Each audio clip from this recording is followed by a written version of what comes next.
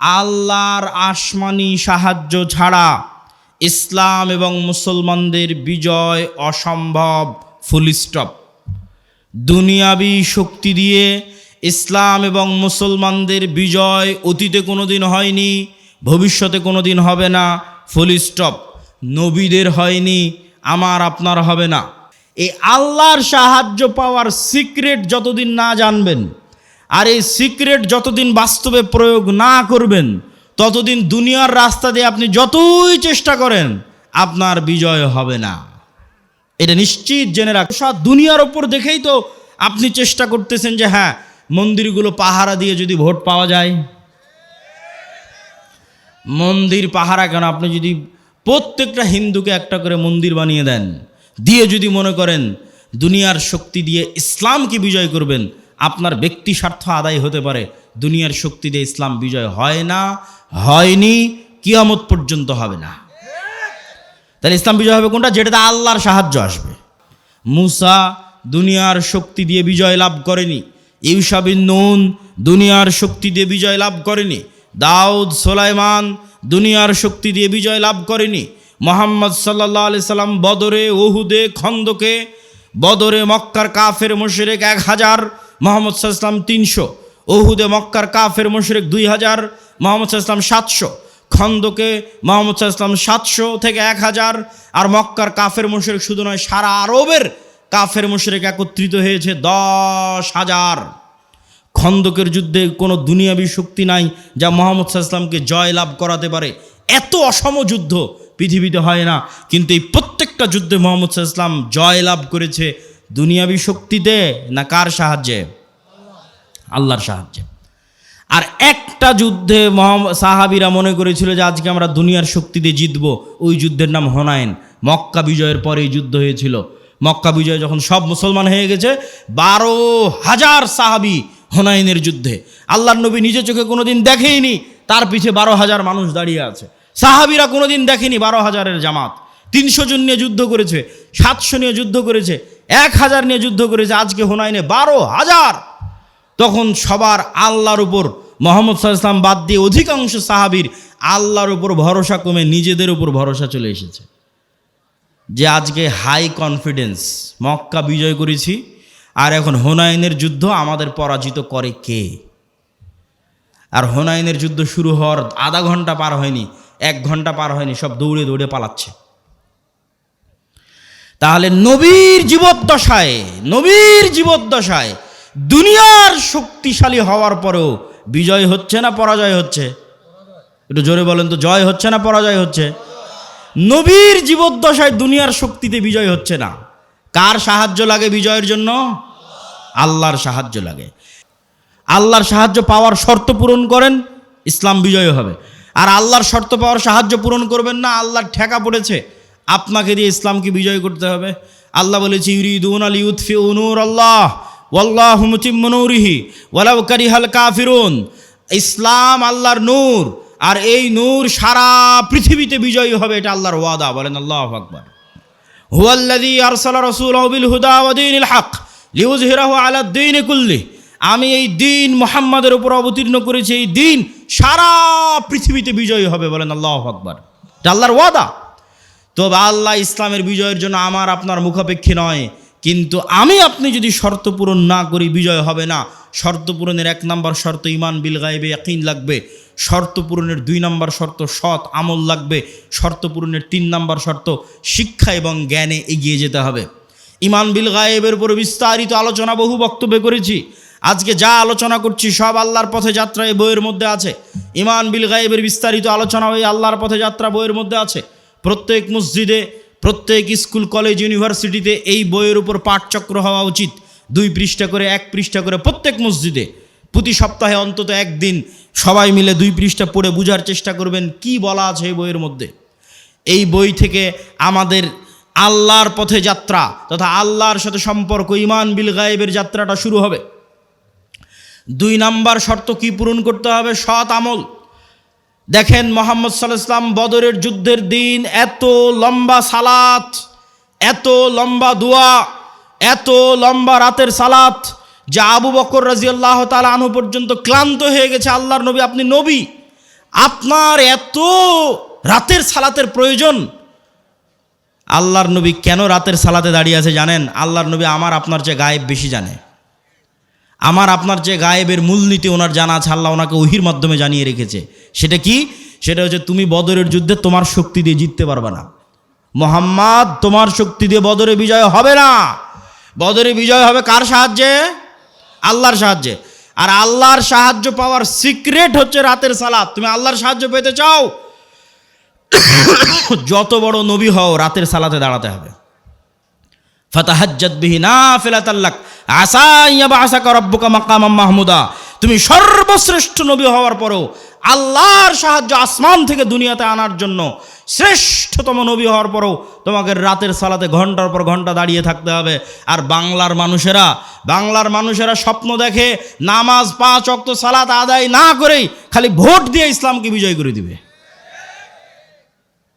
অসম্ভব, এটা অসম্ভব, ইম্পসিবল। আপনাকে ন্যূনতম আল্লাহর সাহায্য পাওয়ার পূর্ব শর্ত পূরণ করতে হবে। সেই পূর্ব শর্তের 2 নম্বর হচ্ছে সৎ আমল। রাতের সালাত না পারেন 5 ওয়াক্ত সালাত ঠিক রাখতে হবে। আর রাতের সালাত আর সকাল সন্ধ্যের জিকির মোস্ট পাওয়ারফুল। সকাল সন্ধ্যের জিকির কেন পাওয়ারফুল?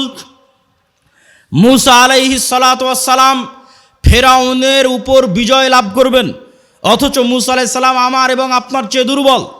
মূসা আলাইহিস সালামকে আল্লাহ বলছে, যাও ফেরাউনের কাছে, ওয়ালা তানিয়া ফি যিকরি, সব সময় আমাকে স্মরণে রাখবা, জিকির ভুলবা না। জিকির না করলে তুমি জিততে পারবে না। জাকারিয়া আলাইহিস সালাতু ওয়াস সালাম আল্লাহর কাছে সন্তান চাইলেন, আল্লাহ বললেন সন্তান হবে। বন্ধা স্ত্রী, বার্ধক্য বয়স, কেমনে সন্তান হবে? আল্লাহ আলামত বলেন। আল্লাহ বললেন সকাল সন্ধ্যা জিকির করো, সন্তান হবে। সকাল সন্ধ্যা জিকির পৃথিবীর এমন বড় সিক্রেট, যা দিয়ে পৃথিবীর এমন কোনো অসম্ভব নাই, যা সম্ভব করা সম্ভব নয়। মূসা যদি ফেরাউনকে পরাজিত করতে পারে, এই অসম্ভব যদি সম্ভব হয়ে যেতে পারে, জাকেরিয়াকে যদি আল্লাহ সন্তান দিয়ে দিতে পারে, তো সকাল সন্ধ্যার জিকির দিয়ে পৃথিবীর সব অসম্ভবকে সম্ভব করা যাবে। কেন? আপনার এই ইয়াকিন থাকতে হবে, ইউসাব্বিহু লিল্লাহি মা ফিস সামাওয়াতি ওয়া মা ফিল আরজ, আসমান জমিন এবং তার মধ্যে যা কিছু আছে, জীব জন্তু, জড়বস্তু, জড় পদার্থ, কীট পতঙ্গ, এই টিস্যু, এই বই, মাইক, মোবাইল, এই কাঠের ডায়াস, এই ক্যামেরা, যা দেখতে পাচ্ছি, এরা এখনও 24 ঘন্টা আল্লাহর তাসবিহ পাঠ করতেছে। বলেন আল্লাহু আকবার।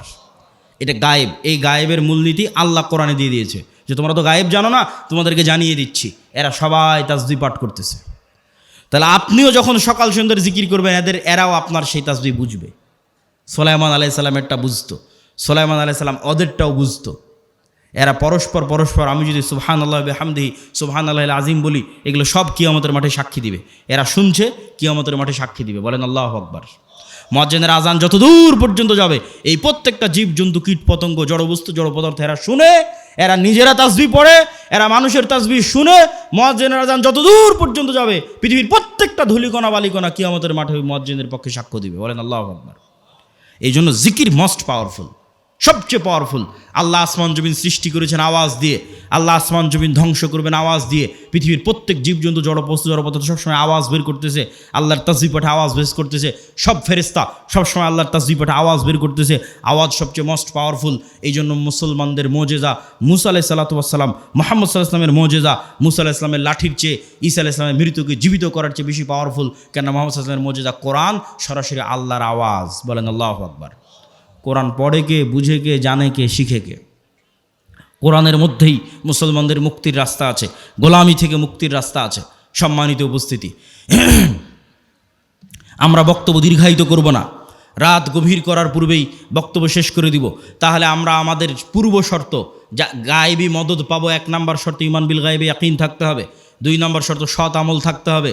সৎ আমলের 2টা আমল খুব পাওয়ারফুল, একটা রাতের সালাত, একটা সকাল সন্ধ্যের জিকির। সব অসম্ভবকে সম্ভব করা সম্ভব এই 2টা দিয়ে। 3 নম্বর হচ্ছে শিক্ষা এবং জ্ঞান। আল্লাহ পৃথিবী যেই মূলনীতির উপর তৈরি করেছে, এই মূলনীতি আল্লাহ ভাঙে না, খুব কম সময় ভাঙে।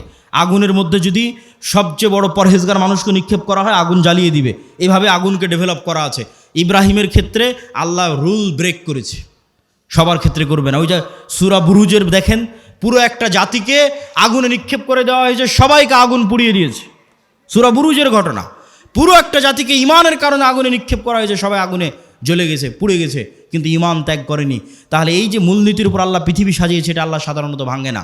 আপনি মোবাইল যেই ফাংশন ব্যবহার করবেন ওই ফাংশন ইহুদিও ব্যবহার করলে একই সার্ভিস পাবে, মুসলমান ব্যবহার করলে একই সার্ভিস পাবে। তাহলে পৃথিবীর ফাংশন হচ্ছে, পৃথিবীকে এইভাবে ফাংশন করা আছে যে জ্ঞান অর্জন করবে ও নেতা হবে, যে জ্ঞান অর্জন করবে ও কী হবে?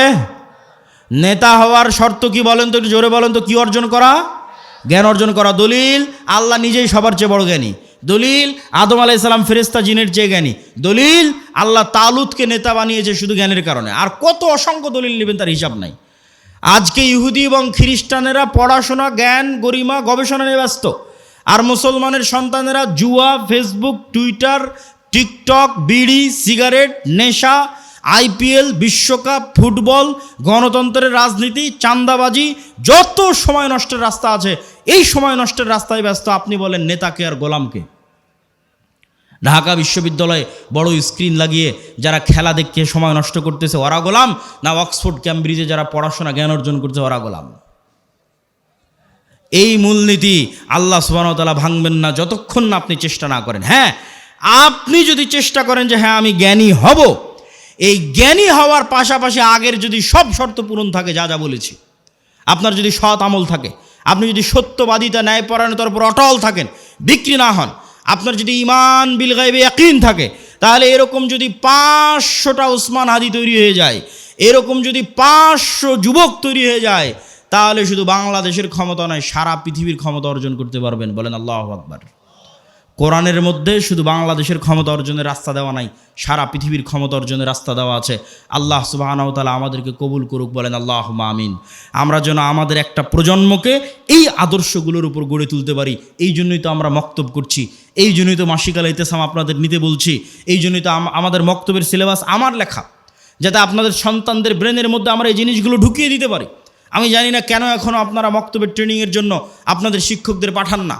যাতায়াত খরচ লাগে না, বই পুস্তকের খরচ লাগে না, থাকা খাওয়ার খরচ লাগে না, তারপরেও আপনি মক্তবের ট্রেনিংয়ে নাই, শুধু প্রোগ্রাম নেওয়ার সময় আছেন। এই সিস্টেম পরিবর্তন করতে হবে।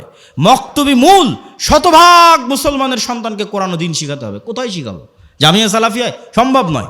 জামিয়া সালাফিয়া বা মাদ্রাসায় সারা বাংলাদেশের 2% ছেলে মেয়ে পড়ে।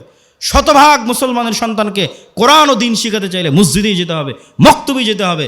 এই জন্য আমি কড়া করে বলেছি যে মসজিদের ইসি বিক্রি করে তোমরা মক্তব চালাও। এই জন্য বলেছি ওই কমিটিকে পদত্যাগ করাও যে মসজিদে মক্তব চালাতে পারে না, আর টাইলস খুলে নিয়ে গিয়ে মক্তবে শিক্ষকের বেতন দাও। তুমি বুঝো না শিক্ষার গুরুত্ব, জ্ঞানের গুরুত্ব? ইহুদি খ্রিস্টানদের থেকে দেখে শিখতে পারো না? শুধু দুনিয়াবি সাজ সজ্জা, চাক চিক্ক দিয়ে নেতৃত্ব হয় না। জ্ঞান ছাড়া নেতা হওয়ার কোনো রাস্তা নাই। এই জন্য মক্তব পরিচালনা করতে হবে, শিক্ষকদের ট্রেনিং দিতে হবে, মাসিক আল ইতিসাম প্রতি মাসে নিতে হবে।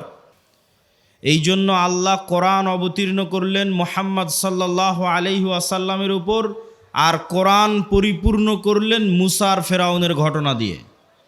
কোরআন আসলো উম্মতে মুহাম্মাদির উপর, আর পরিপূর্ণ হলো বানু ইসরাইলের ঘটনা দিয়ে। কেননা এই উম্মতে মুহাম্মাদি একদিন বানু ইসরাইলের ভাগ্য বরণ করবে। যা রাসূলুল্লাহ সাল্লাল্লাহু আলাইহি ওয়াসাল্লাম বলেছেন, এক জুতার পাট আর এক জুতার পাটের সাথে যেভাবে মিলে যায়, আমার উম্মত বানু ইসরাইলের সাথে সেভাবে মিলে যাবে। সম্মানিত উপস্থিতি, আমরা সেই বানু ইসরাইলের যুগ অতিক্রম করছি, উম্মতে মুহাম্মাদি হিসেবে গোলামির যুগ। আর মুসা আলাইহিস সালাতু ওয়াস সালাম যেই পদ্ধতিতে বানু ইসরাইলকে আজাদ করেছেন, স্বাধীন করেছেন, ওটাই রাস্তা উম্মতে মুহাম্মাদিকে মুক্ত করার, আজাদ করার, স্বাধীন করার। তো সেই রাস্তা আপনাদের সামনে তুলে ধরা আজকের বক্তব্যের বিষয়বস্তু। তবে বক্তব্যের শুরুতে আরেকটি জরুরি গুরুত্বপূর্ণ কথা। এই যে আল জামিয়া সালাফিয়ার বিবরণ শুনলেন, আপনারা রংপুর বিভাগের মানুষ, দিনাজপুরের মাটিতে এই যে বিশাল প্রতিষ্ঠান, বিশাল মসজিদ, ভবিষ্যতে একাডেমিক ভবন, আবাসিক ভবন, এগুলো যে গড়ে উঠতেছে, এগুলো শায়েখ আব্দুর রাজ্জাক বিন ইউসুফ বারবার আপনাদের বক্তব্যে বলেছে যে বিদেশি কোনো এনজিওর টাকায়, বিদেশি কোনো যে সংস্থা বা বিদেশি কারো এরকম কোনো টাকায় নয়, বরং আপনাদের মতো সাধারণ জনগণ, আমাদের দেশেরই যারা প্রবাসে থাকে তাদের টাকায়। তো দানের কথা বললে অনেক সময় মানুষ জিনিসটাকে নেগেটিভ নেয় যে আসলে দান কেন। এই জন্য 2-5 মিনিট দানের একটু কারণ শোনেন যে দান কেন। আল্লাহ সুবহানাহু তাআলার মূলনীতি অনুযায়ী পৃথিবীতেও যদি মানুষ বিপদে পড়ে টাকা দিয়ে বাঁচার চেষ্টা করে, কেস কোর্ট কাচারি মামলা মোকদ্দমা মেডিকেল, এই যে ওসমান হাদিকে নিয়ে যাবে সিঙ্গাপুর, হেলিকপ্টার ভাড়া 50 লক্ষ টাকা, তাহলে দুনিয়াতে বিপদ আপদ পড়লে মানুষের টাকা লাগে। তো কিয়ামতের মাঠেও মানুষ যখন বিপদে পড়বে তখন টাকা দিয়ে বাঁচা যাবে, আল্লাহই টাকা দিয়ে বাঁচার সুযোগ করে দিবেন। কিন্তু আজকে দুনিয়াতে বিপদে পড়ে ওর কাছ থেকে চেয়ে নিয়ে টাকা একত্রিত করতেছি, কিয়ামতের মাঠে কারো কাছ থেকে চেয়ে টাকা একত্রিত করার সুযোগ থাকবে না। এই দুনিয়াতেই যে টাকা আমি পরকালের অ্যাকাউন্টে জমা করে গেছি, ওই টাকায় আমি যদি কিয়ামতের মাঠে ধনী অবস্থায় উঠি, যে কোটি কোটি টাকা আমার নামে জমা হয়ে আছে, তাহলে আমিও কিয়ামতের মাঠের বিপদ টাকা দিয়ে বেঁচে যাব। দলিল কোথায়? আল্লাহ নিজেই পৃথিবীতে জরিমানার সিস্টেম করেছে ইবাদতের কমতিতে, গুনাহের কাফফারায়। রমজান মাসে যখন তুমি স্ত্রীর সাথে সাংসারিক জীবনে গেছো, তখন তোমার কাফফারা হচ্ছে গোলাম আজাদ করা, 60 জন মিসকিনকে খাওয়ানো। তো গোলাম আজাদ করতে টাকা লাগে, 60 জন মিসকিনকে খাওয়াতে টাকা লাগে।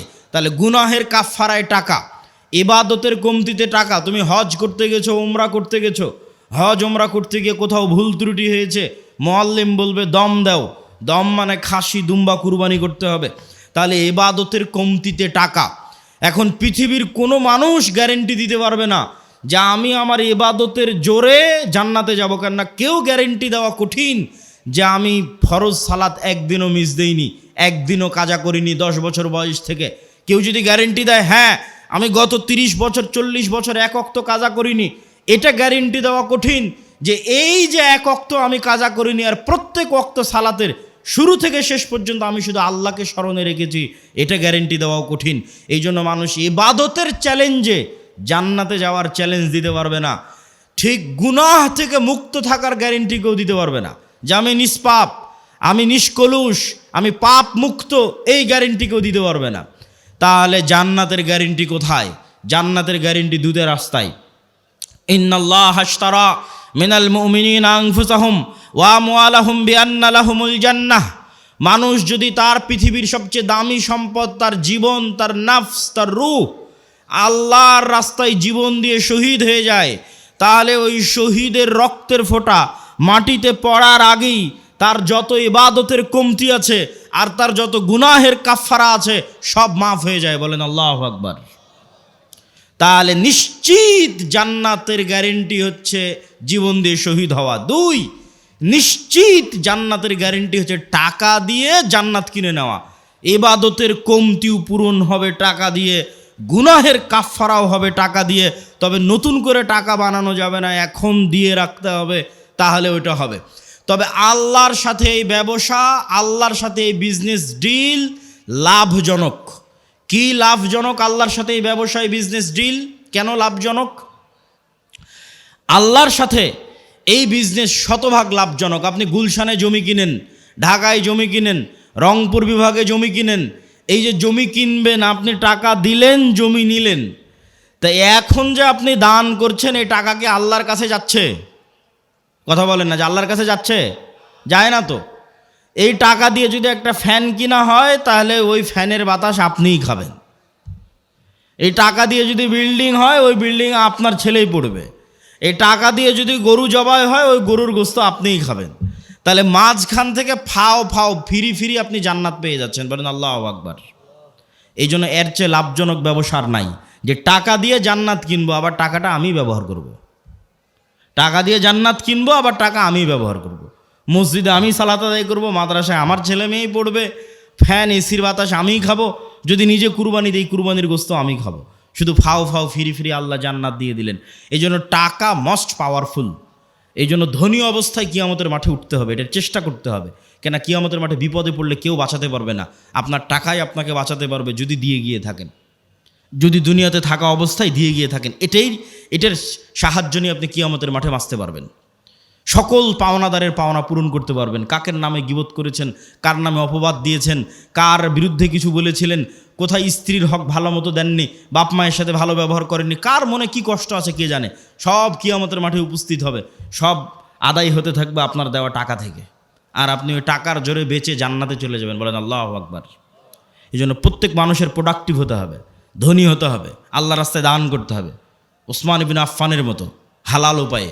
সম্মানিত উপস্থিতি, তো বক্তব্যের এই অংশ থেকে আমরা ধীরে ধীরে আগাই যে গোলামি থেকে মুক্তির জন্য অর্থনৈতিক মুক্তি বড় জরুরি। আজকে আমাদের আলোচনার বিষয়বস্তু গোলামি থেকে মুক্তির রাস্তা কি। তো দানের সাথে কানেক্টেড করে বক্তব্য সামনের দিকে আগাই। গোলামি থেকে মুক্তির জন্য অর্থনৈতিক দাসত্ব থেকে মুক্তি জরুরি। আল্লাহর নবী যখন মক্কা থেকে হিজরত করে মদিনায় গেলেন, তখন মদিনার সকল অর্থনৈতিক সক্ষমতার মূল কেন্দ্রে ছিল ইহুদিরা, সকল টাকা পয়সার মালিক ছিল ইহুদিরা। আল্লাহর নবী দেখলেন যে এই গরিব ফকির মিসকিন মুসলমানেরা যদি থেকে যায় আর টাকার মূল কন্ট্রোল যদি ইহুদিদের কাছে থাকে, এই মদিনার রাষ্ট্রীয় ক্ষমতা আমার অর্জন করা কঠিন হবে, অত সহজ হবে না।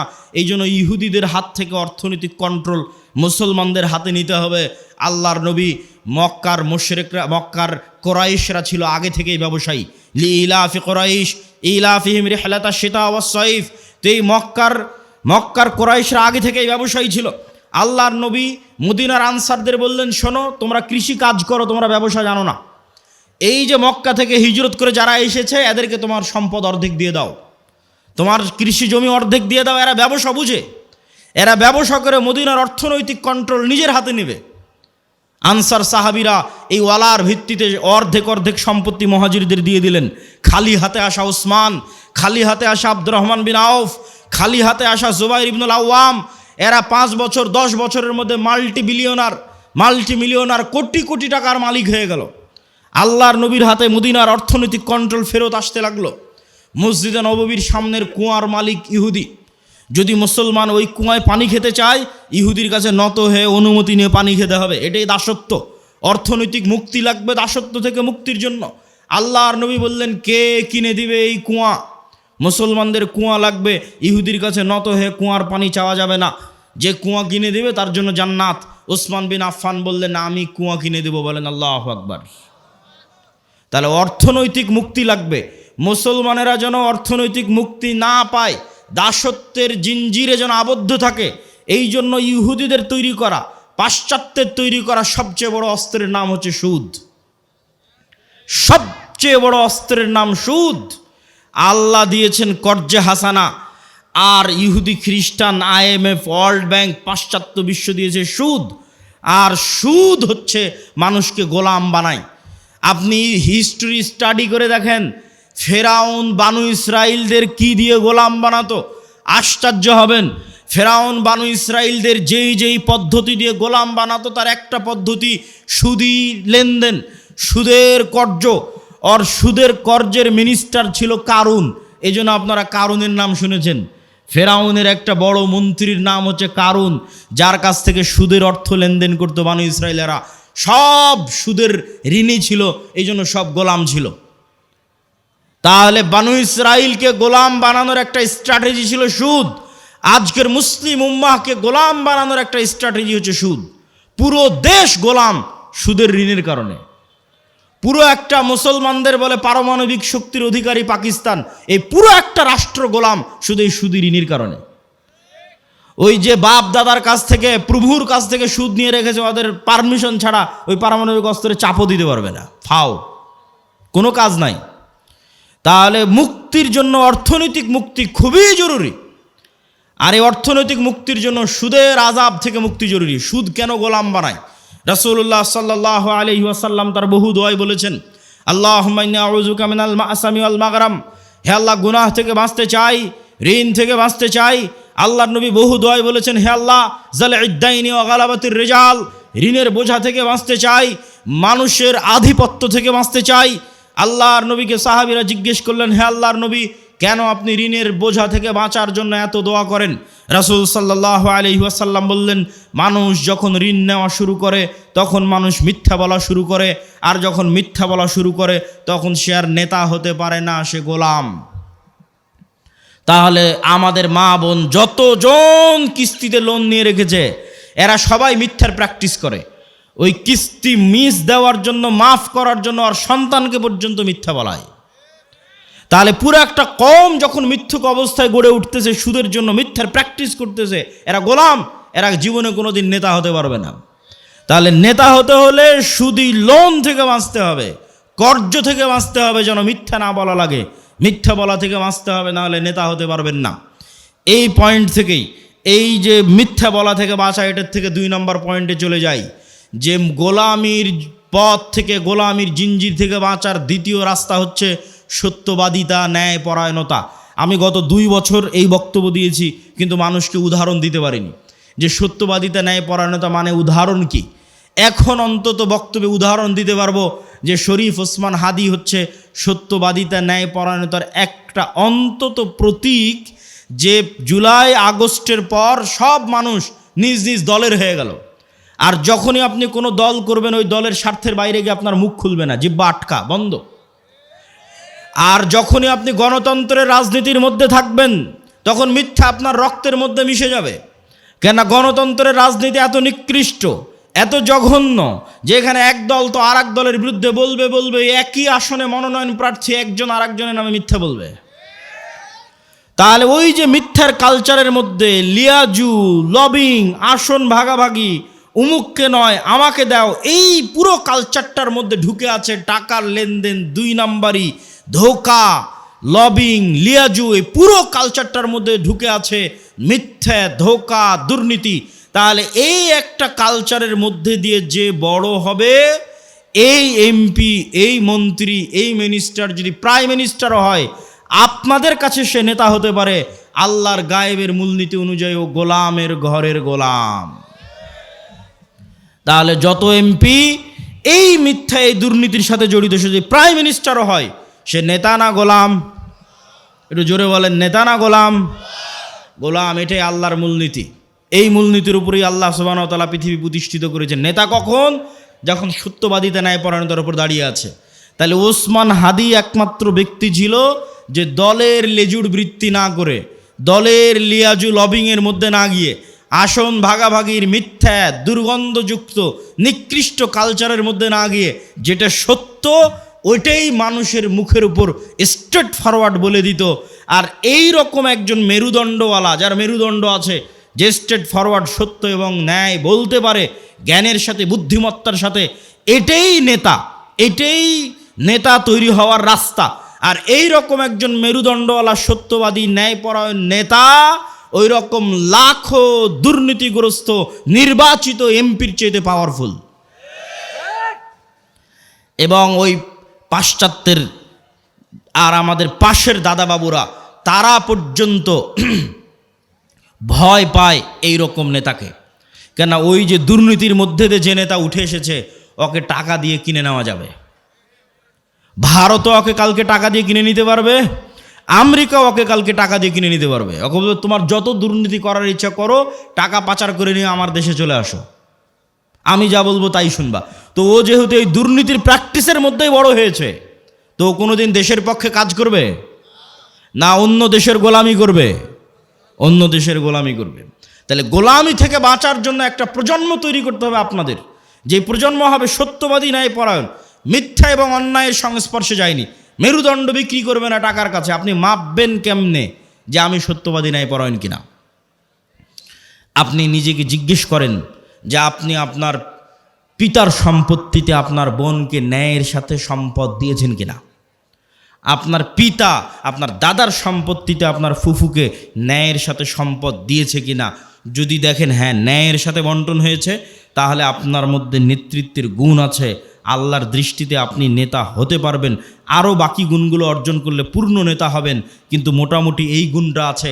আর যদি দেখেন যে না, আপনি ন্যায়ের সাথে বন্টন করতে পারেননি, আপনি নিশ্চিত জেনে রাখেন, আপনি নিশ্চিত জেনে রাখেন, আজকে আপনি আপনার স্ত্রীর সাথে ন্যায় করতে পারেননি, আজকে আপনি আপনার বোনের সাথে ন্যায় করতে পারেননি, আজকে আপনি আপনার পিতা মাতার সাথে ন্যায় করতে পারেননি। ওয়াল্লাহি আল্লাহর কসম করে বলছি, ওয়াল্লাহি আল্লাহর কসম করে বলছি, যে তার বোন তার ফুফুর সাথে ন্যায় করতে পারেনি, এই ব্যক্তিও যদি নির্বাচিত হয়ে ক্ষমতায় আসে, সেও গত 16 বছরের চেয়ে বড় দুর্নীতিবাজ হবে। তাহলে নেতা তখনই তৈরি হবে যখন ন্যায় এবং সত্যবাদিতা তার রক্তের মধ্যে থাকবে। আর মিথ্যা গোলামির কালচার, ইব্রাহিম আলাইহিস সালাতু ওয়াস সালামের 2 সন্তান, এক সন্তানের নাম ইসহাক আর এক সন্তানের নাম ইসমাইল। ইসহাককে রেখে দিলেন জেরুজালেমে, আর ইসমাইলকে রেখে দিলেন মক্কায়। ইসমাইল থেকে না মোহাম্মদ পর্যন্ত এই দীর্ঘ সময়ে এই বানু ইসরাইলের সাথে কি হচ্ছে দেখেন, শর্টকাট।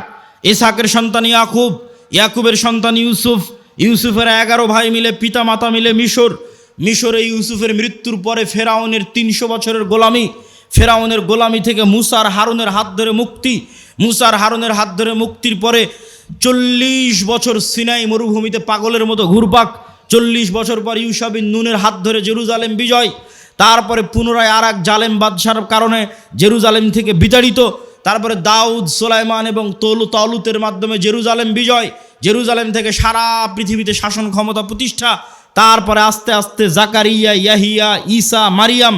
এই যে দীর্ঘ সময় বানু ইসরাইলের, এই দীর্ঘ সময়ে বানু ইসরাইলের চরম উত্থান পতন হয়েছে, 2-3 বার গোলামির জিঞ্জিরে আবদ্ধ হয়েছে। তার মধ্যে সবচেয়ে বড় গোলামি ছিল ফেরাউনের 300 বছর।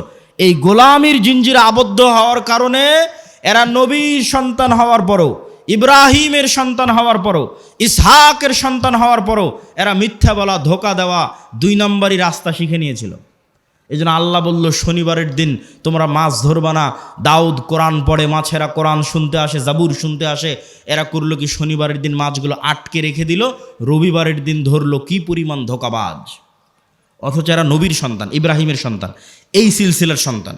আর এইদিকে এই যে ইসমাইল থেকে মোহাম্মদ পর্যন্ত এই লম্বা সময়, সেম টাইম, এই লম্বা সময়ে মক্কায় কোনো নদী নাই, মক্কায় কোনো ফল ফসল উৎপাদন হয় না, মক্কা কোনো বড় ব্যবসায়িক কেন্দ্র নয়, মক্কা কোনো বড় রাজনৈতিক কেন্দ্র নয়। ফলত বিশ্বের কোনো পরাশক্তি, না রোমান না পারস্য, কেউ মক্কা দখল করেনি।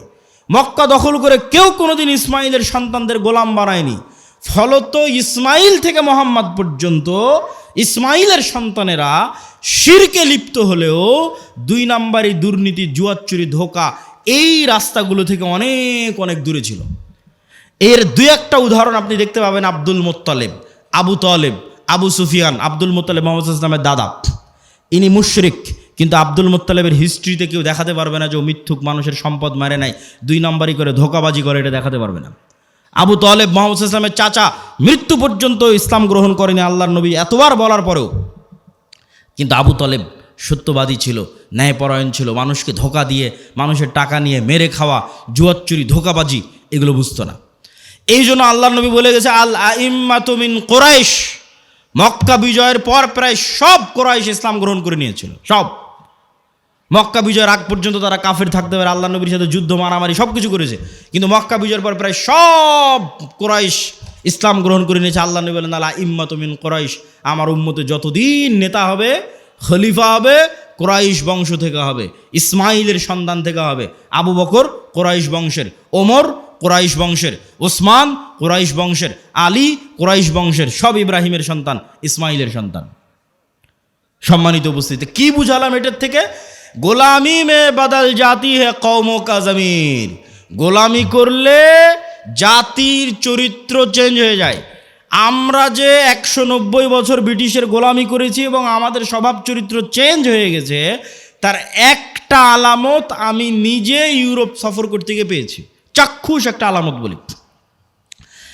আমি মনে করতাম সারা পৃথিবী ইংরেজি ভাষা দিয়ে চলে।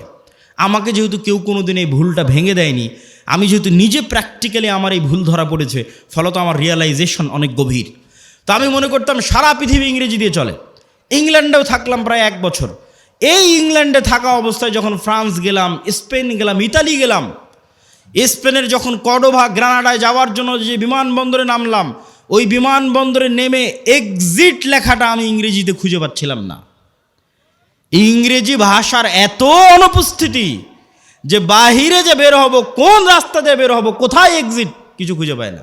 সব স্প্যানিশ ল্যাঙ্গুয়েজ। যারা এয়ারপোর্টে দায়িত্ব পালন করছে, ওদের সাথে গিয়ে যে ইংরেজিতে কথা বলবো, ওরাও ইংরেজি বোঝে না। আরে অন্তত এয়ারপোর্টে দায়িত্বশীল তো ইংরেজি বুঝবে। এত উন্নত রাষ্ট্র স্পেন, এত উন্নত রাষ্ট্র ফ্রান্স, এত উন্নত রাষ্ট্র ইতালি, ইংরেজি জানে না। আমার তো মাথায় ঘুরে গেল, কেন ইংরেজি জানে না? তখন আমি রিয়ালাইজ করলাম, আমার মদিনা ইসলামী বিশ্ববিদ্যালয়ের বন্ধু, বাড়ি আফ্রিকা, ও বলতো আর ভাষা ফরাসি। আমি তখন এটা না অত গভীর চিন্তা করিনি যে ওর ভাষা ফরাসি কেন। ফ্রান্সে যখন গেলাম, দেখি ফ্রান্সে সব আফ্রিকান মুসলমান, ফ্রান্সে ভারত পাকিস্তানের মুসলমান কম, আফ্রিকার মুসলমান বেশি। ইংল্যান্ডে আবার ভারত পাকিস্তানের মুসলমান বেশি, আফ্রিকার মুসলমান কম। তখন সব রহস্য ভেদ হয়ে গেল যে ওর ভাষা কেন ফরাসি আর আমার কাছে কেন ইংরেজির এত গুরুত্ব, জন্মগত কেমনে অটোমেটিক। সবাই আমাদের দেশের মানুষ জানে যে ইংরেজি অনেক গুরুত্বপূর্ণ ভাষা, অথচ ইউরোপের অধিকাংশ দেশ ইংরেজির কোনো ভ্যালুই নাই, দামই নাই। ওরা এতটা অহংকারী, ফ্রান্স, ইতালি, স্পেন, জার্মান এতটা অহংকারী, ওরা ইংরেজি শিখবেই না। তাহলে আমি কেমনে জন্মগত মেনে বুঝে নিলাম যে ইংরেজি গুরুত্বপূর্ণ? এটাই 200 বছর যে আমরা ব্রিটিশের গোলামি করেছি, গোলামি মে বদল জাতি হে কওমকা জমির, আমরা নিজের অজান্তেই ওর গোলামির প্রভাব বহন করতেছি। আমি আব্দুল্লাহ নিজের অজান্তেই, আমার পূর্বপুরুষ 190 বছর ব্রিটিশের গোলাম ছিল, তার প্রভাব আমি আমার অজান্তে বহন করতেছি। আর আমার ওই বন্ধু যে আফ্রিকায় বাড়ি, ও ওর অজান্তে ইউরোপীয় উপনিবেশের গোলামির চিহ্ন বহন করতেছে। ঠিক এই যে আপনি দেখতেছেন মুসলমানেরা মারামারি কাটাকাটি, এই যে গণতন্ত্রের কালচার টিকিয়ে রাখা আছে, যেন এখানে আর সুদের কালচার টিকিয়ে রাখা আছে, যেন একটা মুসলমান নেতা সত্যবাদী ন্যায়পরায়ণ বের হয়ে আসতে না পারে, সব যেন মিথ্যুক আর দুর্নীতিবাজ বের হয়। এই জন্যই গণতন্ত্র দিয়ে রাখা আছে, এই জন্যই সুদী ব্যবস্থা দিয়ে রাখা আছে। কেননা এই কালচারের মধ্যে থাকলেও মিথ্যুক দুর্নীতিবাজ হবে। আর 190 বছর ব্রিটিশের গোলামিতে ওটাই শিখেছে। কেননা গোলাম তো একটা রুটির জন্য মারামারি করে, গোলাম একটা রুটির জন্য আরেকজনকে হত্যা করে দিতে পারে। তাহলে এই যে গোলামির কালচার, এই গোলামির কালচার যতক্ষণ আপনি না ভাঙবেন, যেটা আমরা বহন করছি আমাদের অজান্তে ব্রিটিশদের গোলামির কারণে, যেমনটা বানু ইসরাইলরা ফেরাউনের গোলামি থেকে শিখেছিল, এই কালচার আমাদের ভাঙতে হবে। এই কালচার যতক্ষণ না ভাঙতে পারবেন, নেতা হতে পারবেন না। সত্যবাদী ন্যায়পরায়ণ হন, ইসমান হাদির মতো অটোমেটিক নেতা হয়ে যাবেন।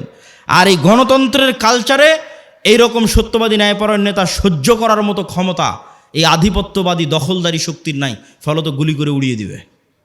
সম্মানিত উপস্থিতি, পয়েন্ট নাম্বার 3, আমাদের 1 নাম্বার পয়েন্ট ছিল অর্থনৈতিক মুক্তি লাগবে গোলামি থেকে মুক্তির জন্য। 2 নাম্বার পয়েন্ট ছিল সত্যবাদী ন্যায়পরায়ণ হতে হবে। পয়েন্ট নাম্বার 3, ইমান বিল গায়েব এবং গায়েবী মদদ।